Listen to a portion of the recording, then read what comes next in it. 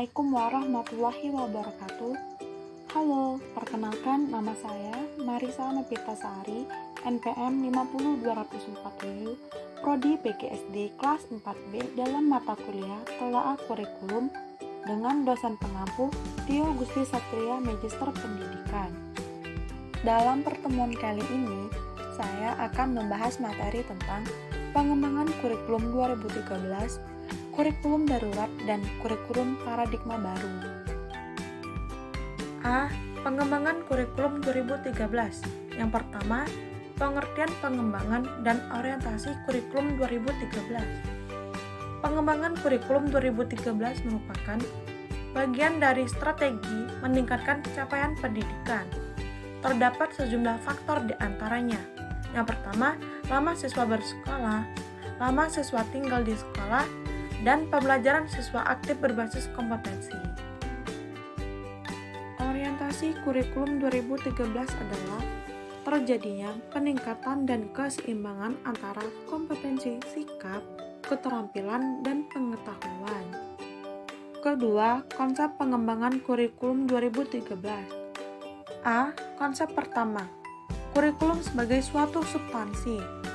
Kurikulum dipandang sebagai suatu rencana kegiatan belajar bagi murid-murid di sekolah atau sebagai suatu perangkat tujuan yang ingin dicapai.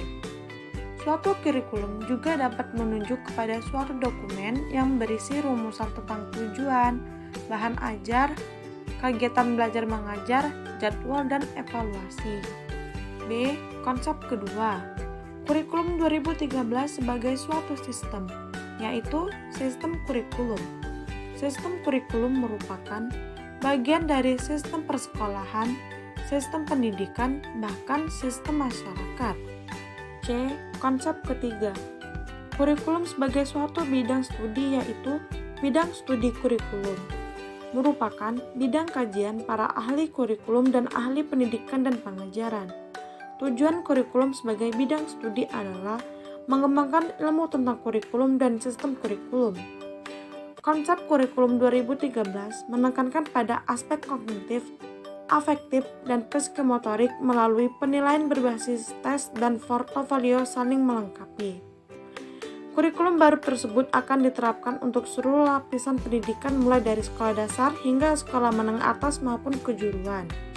Ketiga, proses pembelajaran kurikulum 2013 terdiri atas pembelajaran intrakurikuler dan pembelajaran ekstrakurikuler. A. Pembelajaran intrakurikuler adalah proses pembelajaran yang berkenaan dengan mata pelajaran dalam struktur kurikulum dan dilakukan di kelas, sekolah, dan masyarakat. B. Pembelajaran ekstrakurikuler adalah kegiatan yang dilakukan untuk aktivitas yang dirancang sebagai kegiatan di luar pembelajaran yang secara rutin setiap minggu. Kegiatan ekstrakurikuler terdiri atas kegiatan wajib dan pilihan. Contohnya seperti pramuka adalah kegiatan ekstrakurikuler wajib. B. Kurikulum darurat. 1. Pengertian kurikulum darurat. Kurikulum darurat merupakan salah satu pilihan yang dapat diambil oleh satuan pendidikan yang melaksanakan pembelajaran jarak jauh untuk jenjang PAUD, SD, SMP, SMK, dan SMA dengan menyederhanakan kompetensi dasar. Pelaksanaan kurikulum darurat bertujuan memberikan fleksibilitas bagi satuan pendidikan dalam menentukan kurikulum yang sesuai dengan kebutuhan pembelajaran peserta didik. Kelebihan dan kekurangan penerapan kurikulum darurat. Kelebihan penerapan kurikulum darurat yang pertama, dapat diakses dengan mudah. Kedua, biaya lebih terjangkau. Ketiga, waktu belajar fleksibel. Dan keempat, wawasan yang luas. Kekurangan penerapan kurikulum darurat yang pertama, keterbatasan akses internet. Kedua, berkurangnya interaksi dengan pengajar. Ketiga, minimnya pengawasan dalam belajar. Kelebihan lain dari kurikulum darurat ialah adanya asesmen diagnostik. Asesmen ini memungkinkan guru mengetahui modal dan kemampuan siswa dalam belajar. Maka, asesmen ini dapat membantu guru dalam mengajar sesuai dengan kemampuan para siswanya. C. Kurikulum paradigma baru. Pembelajaran dengan paradigma baru dirancang berdasarkan prinsip pembelajaran yang terdiferensiasi, sehingga setiap siswa belajar sesuai dengan kebutuhan dan tahap pengembangannya. Maka dari itu, perlu adanya penyesuaian dan sinkronisasi pada proses pembelajaran di sekolah. Yang pertama, karakteristik kurikulum paradigma baru. A. Pada kurikulum baru, pembelajaran dirancang berbasis proyek untuk pengembangan soft skill dan karakter siswa. B. Pembelajaran berfokus pada materi esensial supaya alokasi waktunya cukup untuk melakukan pembelajaran yang mendalam bagi kompetensi dasar seperti literasi dan numerasi. C. Guru mengajar sesuai dengan kemampuan siswa atau dikenal dengan istilah teaching at the right level dan penyesuaian dengan konteks dan muatan lokal dapat dilakukan dengan lebih fleksibel. Kedua, perbedaan antara kurikulum 2013 dan kurikulum 2022. A. Level TK. Pendekatan pembelajaran yang awalnya berbasis tema akan berubah menjadi lebih fokus pada literasi. B. Level SD.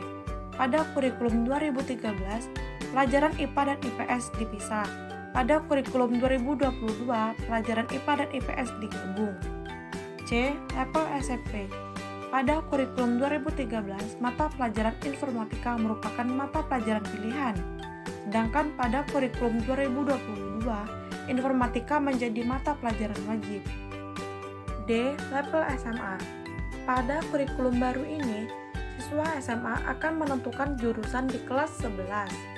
Di kelas 10 merupakan masa persiapan termasuk pemantauan dari guru BK dan wali kelas untuk melihat proses pemintapan siswa termasuk hasil berkonsultasi dengan orang tuanya.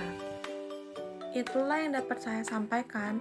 Lebih dan kurangnya saya mohon maaf. Kepada Allah saya mohon ampun. Saya akhiri. Wassalamualaikum warahmatullahi wabarakatuh.